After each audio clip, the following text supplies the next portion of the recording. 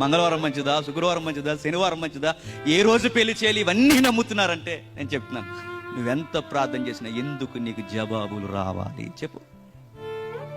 ఏదో ఉంది మనం చేస్తున్న తప్పటి అడుగులు కాదు, చిన్నపిల్లలం కాదు, మనం తప్పుడు అడుగులు మనం వేస్తున్నాం.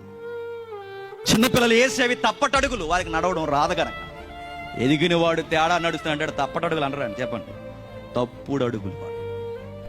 మనం బైబిల్ పట్టుకుని బైబిల్ ప్రకారం కూడా దేవునిగా మనం చూడకపోతే, రెండు నమ్మకాల మధ్య మనం జోగితే దేవుడు ఏదో ఒకరోజు దులిపేస్తాడు, గుర్తెట్టుకోండి. ఆ పండుగ చేస్తాం, ఈ పండుగ చేస్తాం, December 25, 31 అన్నీ, ఆ పొంగలు అన్నీ చేసేస్తాం. నేను అడుగుతున్నాను, ఇవన్నీ దేవుడు ఏమన్నాడు అనుకోకండి.